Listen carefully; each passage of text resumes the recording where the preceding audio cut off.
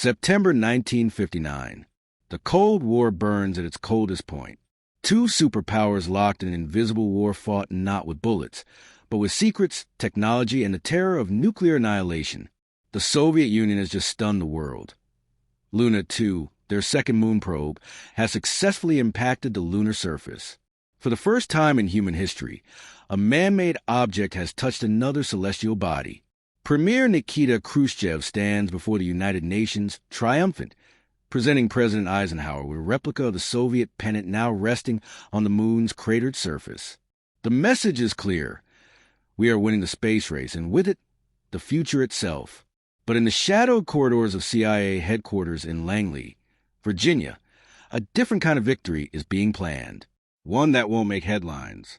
One that Khrushchev will never know happened.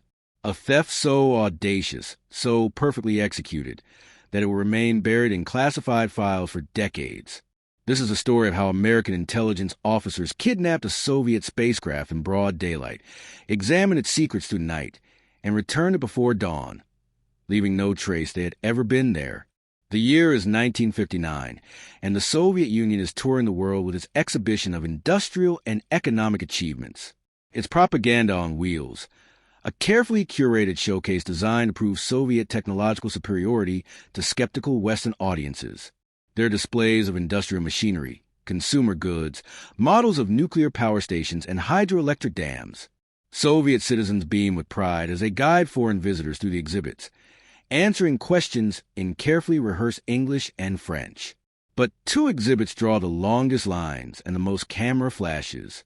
The first is a replica of Sputnik 1, the satellite that had shocked the world just 2 years earlier when it became the first artificial object to orbit Earth. The second is far larger, far more mysterious, a gleaming metallic cone lying on its side in a massive wooden crate, approximately 20 feet long, 11 feet wide, with a peaked roof reaching 14 feet at its highest point. Fresh paint, inspection windows cut into the nose section. Inside, visible through thick glass, an intricate payload instrument package with antenna probes extending like the fingers of some mechanical deity. The placard identifies it simply, Lunik Upper Stage Vehicle, the final stage of the rocket that had carried Soviet space probes toward the moon. For most visitors, it's a curiosity, a chance to photograph themselves next to the hardware of the space age. But for certain men watching from the crowd, men with carefully forged credentials and cameras hidden in briefcases, it represents something else entirely. Intelligence gold. The question burning in their minds is deceptively simple. Is this a mock-up built for propaganda purposes? Or has the Soviet Union, in a moment of either arrogance or carelessness, put an actual production spacecraft on display for the world to see? Sidney Wesley Feiner would later write the official account, but his name appears nowhere in the public record of what happened next. He was one of many ghosts, intelligence officers whose careers were spent in the margins of history, collecting secrets that would never bear their signatures. The Americans had been tracking this exhibition for months. An intercepted shipping manifest had revealed an item called Models of Astronomic Apparatus, whose dimensions matched the Lunik crate exactly. The manifest had been forwarded to CIA stations along the exhibition's tour route with single directive: gain access, photograph everything, determine if this is real Soviet hardware or a propaganda theater.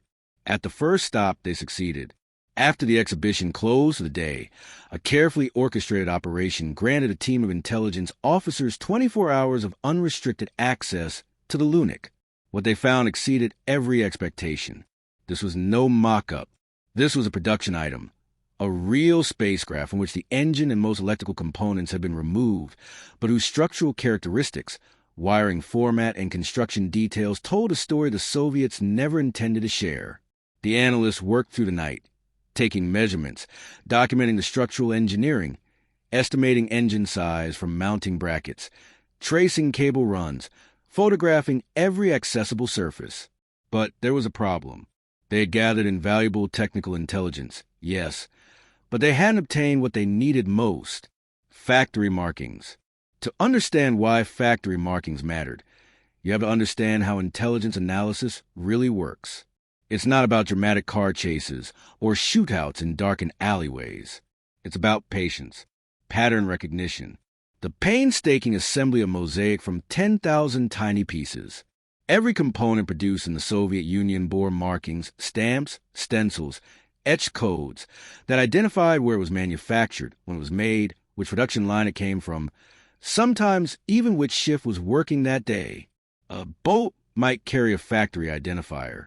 A wiring harness might reveal the source of its copper. A structural panel could be traced back to a specific metallurgy plant in the Urals. String enough of these pieces together, and you can map the entire Soviet defense industrial complex. You can identify which factories produce missile components, which research institutes develop guidance systems, which military bases receive finished weapons. You can track production rates, identify bottlenecks, assess technological capabilities. You can, in essence, see into the black box of Soviet military power without ever setting foot inside their borders. The team had copied some markings during their first access, but not with sufficient detail, not with the precision needed for definitive analysis. The Joint Factory Marking Center, a specialized unit dedicated entirely to this kind of forensic intelligence, needed more. They needed clear photographs. They needed measurements. They needed to get inside the payload compartment where the most sensitive components would have been housed. And so, as the exhibition moved to its next stop, a message went out from Langley to the CIA station nearest the destination. We need another access. This time, we need to get inside. The station received a request with a mix of excitement and dread. Getting access to the Lunik before the exhibition opened had been hard enough, but now the parameters were different. The Soviets had learned from the first stop. They were providing their own 24-hour security for the displays. There would be no unsupervised night visits. No convenient windows of opportunity. That left only one option. Intercept the Lunik after it left the exhibition grounds, before it reached its next destination. The plan that emerged was equal parts brilliance and insanity. As the exhibition materials were crated up and prepared for transport by truck to the railway station, the team would track the Lunik shipment. If the conditions were right, if Soviet escorts weren't shadowing the truck, if the route allowed for intervention, they would stop the vehicle, divert it to a secure location, spend the night conducting a thorough examination, and return it before anyone noticed it was missing. It required split-second timing, perfect coordination, a secure facility that could be rented without arousing suspicion, a team of specialists flown in from Washington, local station officers to handle surveillance, communications, and security, a replacement truck driver, a safe house to keep the original driver occupied, radio equipment to maintain constant contact, and above all, it required that the Soviet checker station at the rail yard, whose job was to record each shipment as it arrived, remain unaware that anything unusual had happened. The odds of success were vanishingly small. The consequences of failure were catastrophic. An international incident that would expose American intelligence operations, embarrass the Eisenhower administration, and hand Khrushchev a propaganda victory that would echo around the world. For men arrived quietly in the days before the exhibition closed. They carried specialized photographic equipment, metric tools, technical manuals. They wore local clothes purchased specifically for this operation. Everything from the skin-out designed to make them invisible, untraceable. No American labels. No identifying marks. If something went wrong, if they were caught, there would be nothing to connect them to the United States government. These were the factory marking specialists, analysts, and technicians who had spent years studying Soviet industrial production, memorizing the catalog of factory codes, learning to read the language of stamps and stencils the way archaeologists read cuneiform. They were not field operatives. They were scholars weaponized for intelligence work, men more comfortable in laboratories than in the field. But they understood that this operation required their expertise. No one else could extract the information they needed from the time they would have. They met with station personnel in a series of safe houses, going over maps, photographs, contingency plans. The station had already photographed the Lunik crate repeatedly, documenting its construction. The images showed that the sides and ends were bolted together from the inside. The only way in was through the roof, which was constructed of 2-inch tongue-and-groove planks nailed down with 5-inch spikes. They made lists, purchased equipment, ladders, 2 for the outside of the crate, 2 more to drop inside, ropes for moving the heavy base cap of the Lunik itself. nail pullers, pinch bars, metric wrenches, because Soviet hardware used different standards than American tools, screwdrivers, hammers, drop lights, and extension cords. They would be working in the dark, flashlights as backup, everything duplicated in case of equipment failure. They identified a salvage yard for rent, surrounded by a 10-foot solid fence, open to sky but shielded from casual observation. The alley access was narrow, barely wide enough for a truck. Perfect. And then they waited. The exhibition closed. Soviet workers began the methodical process of creating materials, loading them onto trucks, transporting them to the rail yard where freight cars waited to carry the exhibition to its next destination. A Soviet checker stood at the rail yard entrance with a clipboard, recording each shipment as it arrived. He had no radio, no telephone. Once he verified a shipment and marked it on his manifest, he had no further communication with his colleagues back at the exhibition grounds. That vulnerability was the key to everything. The Lunik was deliberately made the last truckload of the day to leave the grounds. As it pulled out onto the street, 2 station cars bracketed it, one in front, one behind. Their job was simple: determine if Soviet escorts were accompanying the shipment. If they were, the operation would abort. The truck would proceed to the rail yard unmolested. The markings team would return to Washington empty-handed. But if the truck was traveling alone, the radio crackled. Clear. No escorts. The trap sprung with mechanical precision. At the last possible turn before the rail yard, the lead car signaled the truck to pull over. A canvas was thrown over the crate. A new driver, station officer fluent in the local language, slid behind the wheel while the original driver was escorted to a hotel room where he would remain, comfortable but isolated, until morning. The substitute driver had been thoroughly briefed, had memorized the truck's documentation, could pass casual inspection. He turned the wheel and headed not toward the rail yard, but toward the salvage yard. The truck backed into the salvage yard with difficulty. The alley barely accommodated its width. The clearance to the front bumper measured in inches. The wooden gates closed. Surveillance teams took up positions in cars, circling the surrounding blocks, maintaining radio contact with the yard and the station. Every police radio frequency was monitored, every unusual movement noted. If something went wrong, if police responded to a noise complaint, if a Soviet official decided to check on the shipment, they would have perhaps 60 seconds of warning. It was 7:30 in the evening when the 4 marking specialists entered the yard, carrying their equipment. They had 8 hours, maybe 9 if they were lucky. Any longer, and they risked the Soviet checker at the rail yard becoming suspicious, starting to make inquiries. The original truck driver needed to be returned. The truck needed to arrive at the rail yard at a plausible time for a delayed delivery, and the Lunik needed to show no signs of tampering. They positioned ladders at each end of the crate and began the delicate work of removing the roof planks. The wood was already battered. The Soviets had removed and replaced these planks several times during the exhibition tour, leaving marks that would help camouflage fresh damage. But every nail pulled, every plank lifted risked leaving a telltale sign. They worked slowly, methodically, using nail pullers designed to minimize with splitting, careful to note the exact position of each plank. Then the street lamps came on. For a heart-stopping moment, they froze. The salvage yard, which had been dark when they arrived, was suddenly flooded with light from the surrounding street lamps on their automated timer. 2 men stood atop the crate, silhouetted against the night sky, tools in hand, the open crate visible to anyone who might glance over the fence. The surveillance teams radioed urgently. "You're lit up? Are you compromised?" The watch team in the yard checked the perimeter. The fence was solid wood. Sight lines from the street were blocked. The light, while unnerving, didn't actually expose them. False alarm. Breathing resumed. Hearts slowly descended from throats back into chests. They lowered ladders into both ends of the crate. The Lunik in its cradle nearly touched the sides. There was no walking from nose to tail inside the confined space. The team split into pairs. 2 men climbed into the front end with photographic equipment. 2 tackled the rear. The nose team removed one of the inspection windows and squeezed inside the payload compartment, removing their shoes first to avoid leaving scuff marks on the metal surfaces.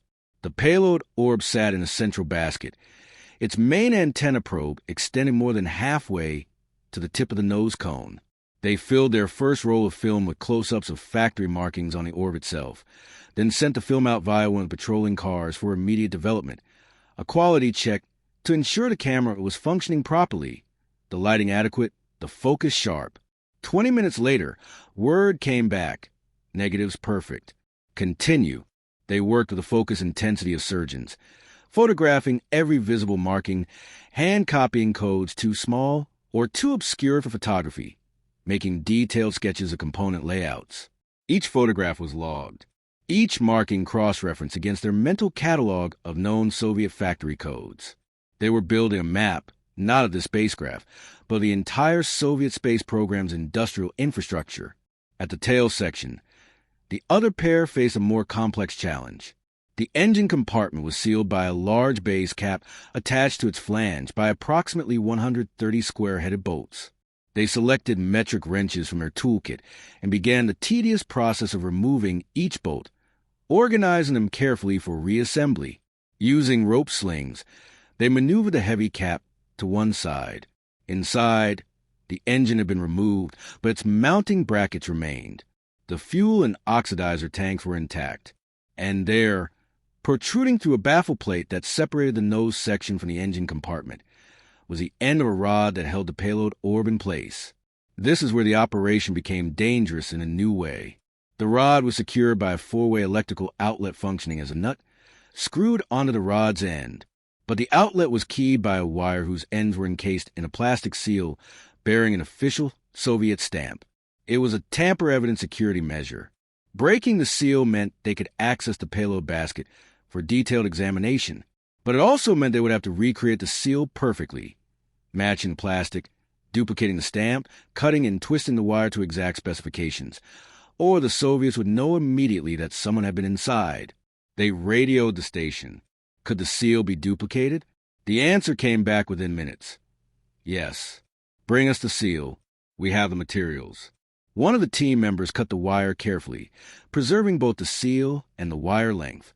A surveillance car picked up and rushed it to the station safe house, where a technical operations officer waited with plastic molding compound, metalworking tools, and a selection of wires. The reproduction would take hours. The team in the salvage yard continued working, photographing the engine compartment, documenting the fuel system, measuring the structural elements. In the payload basket, wedged behind instrument mounting brackets, the nose team found something unexpected. Two electrical couplings that the Soviets had overlooked when removing the electronic equipment. Small components, easily missed. But to the intelligence analysts, they were treasures. The couplings could be subjected to detailed metallurgical analysis, X-rayed for internal construction, compared against known Soviet electrical standards. And because they were small, their absence might never be noticed. The decision was made instantly. Take them. The risk was acceptable. The intelligence value was too high to pass up. They continued photographing, documenting, measuring, in the payload basket area, in the engine compartment, every surface that bore a marking, every component that showed manufacturing details. They worked through the midnight hour, through 1 a.m., through 2. The temperature dropped. Humidity made the air thick, uncomfortable. They sweated despite the chill, adrenaline, and physical exertion keeping them alert. At 3 a.m., the replacement seal arrived. Perfect match. The plastic molded to exact dimensions, the stamp duplicated with precision that would fool any inspection short of laboratory analysis, the wire cut to length and properly aged to match the oxidation of the original. Now came the most delicate operation of the entire night. Screwing the electrical outlet back onto the rod should have been simple, but the baffle plate prevented visual guidance. The rod was just barely long enough to accommodate the outlet once it was threaded past the baffle. One man in the cramped nose section tried to position the payload or precisely. One man in the engine compartment tried to engage threads on the end of a rod. He couldn't see. They spent an hour on this single task. Trying, failing, adjusting, trying again. The clock pushed toward 4 a.m. If they couldn't secure the payload properly, the entire operation failed. Returning the Lunik with its payload loose or obviously tampered with would be worse than not intercepting it at all.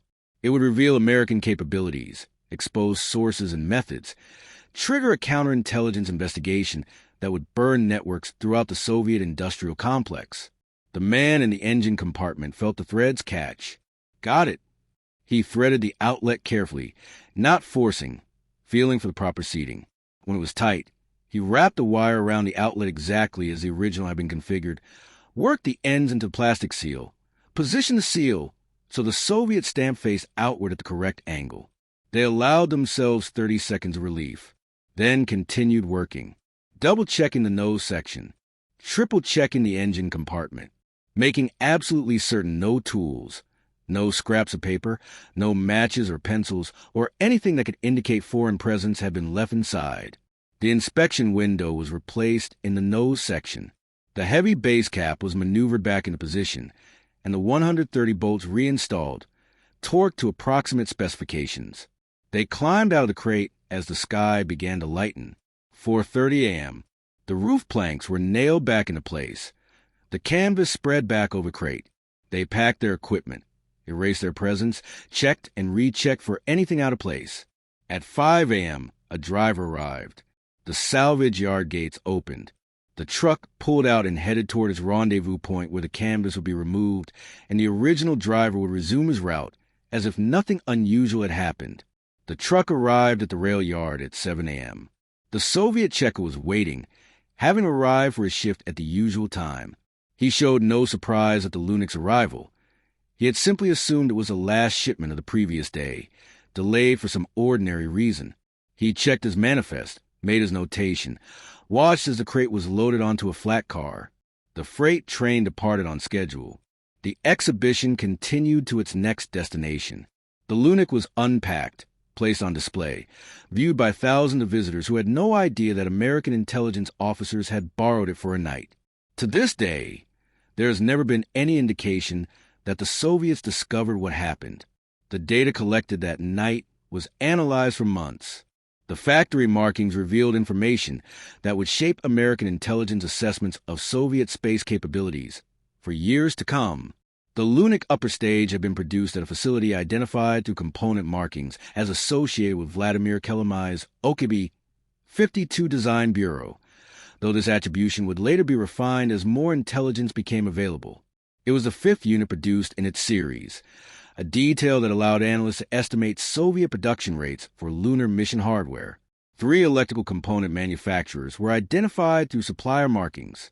Their locations, production capacities, and technological capabilities were added to the growing database of Soviet defense industries. The wiring system revealed standardization across different spacecraft types, suggesting centralized design control and common component libraries. But perhaps more valuable than any specific data point was the validation of American intelligence methodology. The factory markings approach worked. The investment in building expertise, in training analysts to read the arcane language of Soviet industrial codes, had paid dividends that would compound across decades. The 2 electrical couplings removed from the payload basket underwent detailed analysis. Metallurgical composition, manufacturing tolerances, soldering techniques. Every detail added a pixel to the picture of Soviet electronics capabilities. And when compared against components recovered from other sources, patterns emerged. Production techniques, quality control procedures, technological evolution over time. The intelligence brief produced by the joint factory markings center circulated through a restricted distribution list.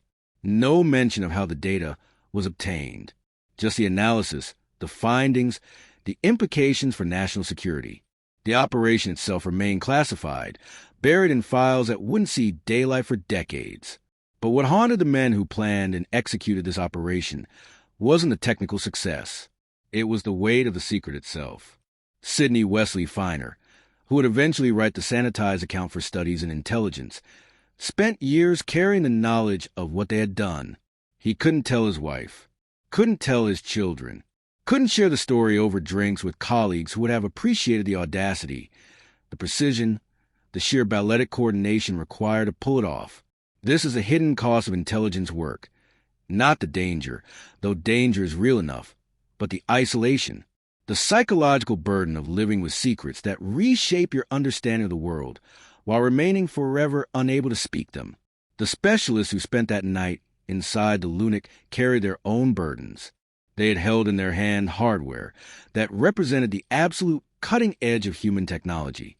They had photographed the handiwork of Soviet engineers whose names they would never know, but whose competence they could see in every weld, every cable run, every precisely machined component. They had glimpsed the other side's capabilities in intimate detail, and what they saw was both impressive and sobering. The Soviet space program was real. The achievements were genuine. The hardware was sophisticated, well-designed, built to standards that commanded respect. This wasn't propaganda theater. This was serious engineering by serious people who understood their craft. And that knowledge changed them, because the Cold War narrative in 1959 was still dominated by American triumphalism, the assumption that Soviet technology was primitive, derivative, hopelessly backward. But these men had seen otherwise. They knew the race was real. They knew the competition was capable. They knew that American complacency was dangerous. But they couldn't say any of this. Not publicly.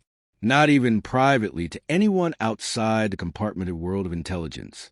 The secret kept them silent, even as it changed how they understood everything. What the men in the salvage yard didn't know that night was that their operation was part of a larger intelligence picture.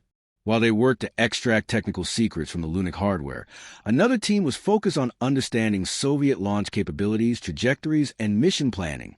The documents recovered separately from CIA files reveal the sophistication of this parallel effort. American analysts have been tracking Soviet space launches from the very beginning, using ELINT, electronic intelligence, to intercept telemetry data, using radar to track vehicles during power flight, using everything from radio astronomy facilities to the massive Jadrel Bank telescope in the United Kingdom to maintain contact with Soviet spacecraft. They had calibrated the Soviet velocity meters by analyzing a complete telemetry intercept from launch to burnout, allowing them to reconstruct engine performance. They had used radar tracking data of spent rocket stages to calculate payload capacities. They had built mathematical models of Soviet launch vehicles, verified them against observed performance, and refined them with each new launch. When Lunik 2 impacted the moon on September 13, 1959, American intelligence was relying on Soviet announcements to understand what had happened. They had their own tracking data, their own trajectory calculations, their own assessment of mission success based on independent observation. The Jadrel Bank facility, collaborating with American intelligence through carefully managed channels, had tracked Lunik 2 all the way to lunar impact. They had observed the increasing signal strength as radio transmissions reflected off the lunar surface, reinforcing the direct signal from the spacecraft. They had measured Doppler effects in the terminal phase consistent with an object falling to the moon's surface under lunar gravitational acceleration. When the signal ceased abruptly at the predicted impact time, it confirmed what Soviet authorities claimed. They had hit the moon. But the Americans also knew something the Soviets didn't announce. There had been 3 previous attempts that failed. Launch operations detected but aborted hours or minutes before liftoff. The propaganda told a story of seamless success. The intelligence revealed a more complex picture of trial, failure, persistence, and eventual achievement. The broader context makes the Lunik kidnapping even more significant. By 1959, the space race had become a proxy competition for military technological supremacy. Every Soviet space achievement carried an implicit message. We can deliver nuclear weapons to any point on Earth. Our missiles work. Our guidance systems are accurate. Our engineering is sophisticated enough to send hardware beyond Earth's orbit. American intelligence needed to understand Soviet capabilities not just to assess the balance of power, but to guide U.S. development programs. Should the United States invest in larger boosters to match Soviet lift capacity? Were Soviet guidance systems accurate enough for military applications? What were the production rates of Soviet ICBMs? How quickly could they deploy a strategic strike force? The Lunik hardware provided concrete answers. Analysis of its construction revealed details about Soviet metallurgy, manufacturing techniques, quality control, and systems integration. The engine mounting brackets suggested thrust levels. The fuel and oxidizer tank volumes indicated propellant capacity. The structural design showed how the Soviets solved problems of aerodynamic heating, vibration, and stage separation. All of this fed into national intelligence estimates, the assessments that inform presidential decisions about defense spending, diplomatic strategy, and military preparedness. The secret obtained in a single night in a rented salvage yard influenced policy debates in the White House Situation Room. But the operation also succeeded because of qualities that can't be reduced to technical analysis. Courage, ingenuity, and the peculiar psychology of people who choose to work in intelligence. The station chief who approved the operation knew his career would be over if it failed. An international incident involving the theft of the Soviet spacecraft on his watch would be career suicide. He would be recalled, disgraced, made a cautionary tale in training classes. Yet he authorized the operation anyway, because the intelligence value justified the risk. The 4 specialists who flew in from Washington were scholars, not field operatives. They could have declined the assignment, citing lack of field experience or personal risk. Instead, they spent a week preparing, learning the contingency plans, rehearsing their roles, and then worked through the night inside a stolen spacecraft, knowing that discovery could mean imprisonment or worse. The station officers who provided surveillance, communications, and security operated in that heightened state of alertness that comes from knowing you're one mistake away from catastrophe. Monitoring police radio frequencies, tracking the Soviet checker at the rail yard, maintaining radio silence except for essential communications, ready to abort at any moment if the situation deteriorated. The technical operations officer who duplicated the security seal worked with the knowledge that imperfect work would expose the entire operation. The slightest discrepancy in the plastic molding, the stamp impression, the wire oxidation, any of these could trigger a Soviet counterintelligence investigation. These were not superhuman capabilities. They were ordinary human beings operating at the absolute edge of their abilities, sustained by training, professionalism, and conviction that what they were doing mattered. The Lunik kidnapping remained classified for decades. When Sidney Wesley Finer's account finally appeared in Studies in Intelligence, it was sanitized, locations removed, dates obscured, identifying details stripped away. Even then, it was marked secret and restricted to official use. The operation became legend within the intelligence community, whispered about in secure conference rooms, used as a case study in training programs. It represented the ideal, a high-risk operation executed flawlessly, producing intelligence of strategic value, leaving no trace of American involvement. But it also represented something else, the hidden history of the Cold War, the secret competition that ran parallel to public diplomacy and official statements. While politicians postured and diplomats negotiated, intelligence officers were stealing secrets, building networks, piecing together the puzzle of Soviet capabilities one fragment at a time. The Soviet space program continued, unaware of the breach. Luna 3 launched on October 4, 1959, less than a month after Luna 2's success, and transmitted the first photographs of the far side of the moon back to Earth. Soviet engineers celebrated their achievement, never suspecting that American analysts had already examined their hardware in intimate detail. The Americans, meanwhile, used the intelligence to refine their own space program. The data on Soviet lift capacity influenced decisions about the Saturn rocket development. The factory markings intelligence helped identify targets for further collection.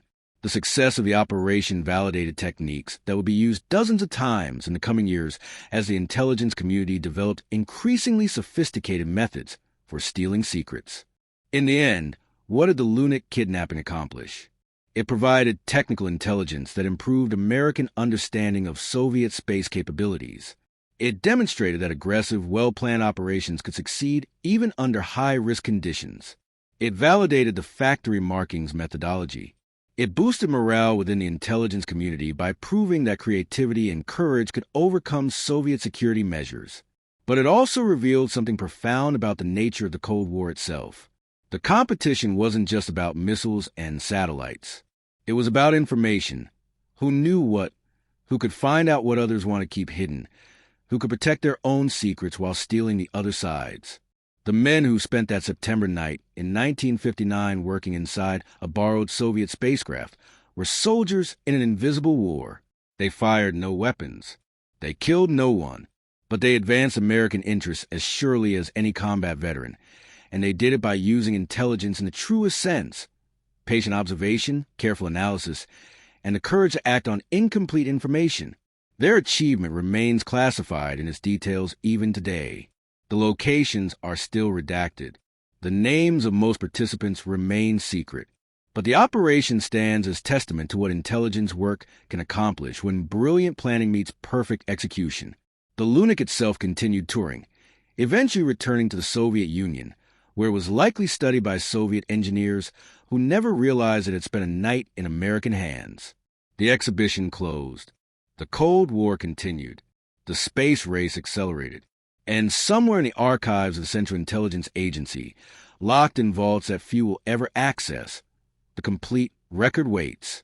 Photographs of every factory marking, detailed technical drawings, metallurgical analysis of the stolen couplings, the names of everyone involved, the full, unvarnished account of how American intelligence stole a spacecraft and returned it before anyone noticed it was gone. It remains, decades later, one of the most audacious operations in the history of espionage, a perfect theft that changed the course of the space race and the Cold War itself, executed by people whose names history will never know.